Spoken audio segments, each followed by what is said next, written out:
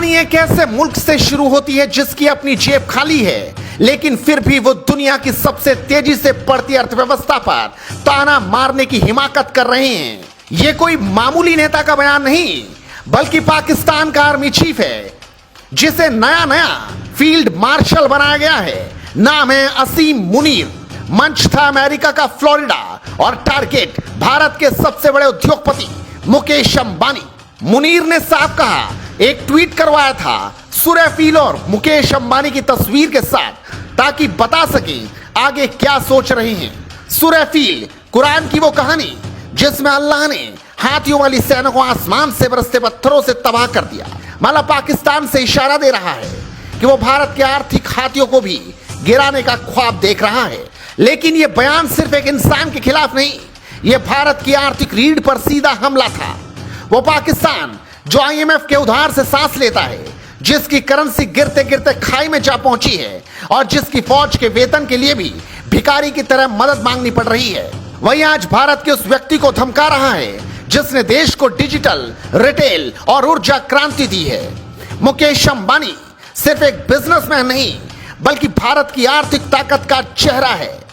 भारत प्रथम सोच, अगले दशक में भारत को टॉप 3 अर्थव्यवस्थाओं में देखना।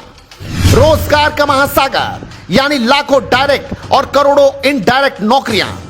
डिजिटल बूम, जियो ने गांव गांव इंटरनेट पहुंचाया, नया भारत बना दिया।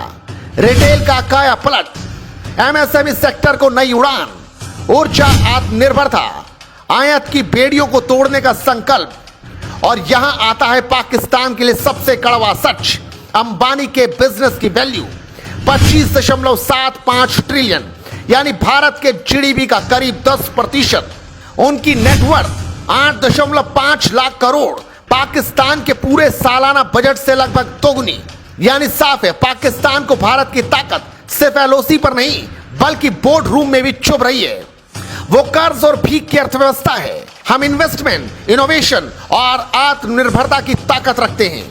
वो धमकी और नफरत की राजनीति करते हैं। हम टेक्नोलॉजी, डिप्लोमेसी और विकास की रणनीति देखते हैं। अब असीम मुनीर सुन लो, ये नया भारत है।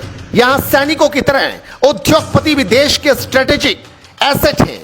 हम सीमा पर भी जवाब देते हैं और बिजनेस की दुनिया में भी। तुम्हारी धमकी से भारत का अंबानी नहीं रुकेगा, बल्कि और तेज दौड़ेगा।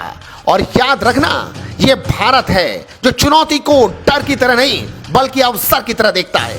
ब्यूरो रिपोर्ट, खबर पुस्तक।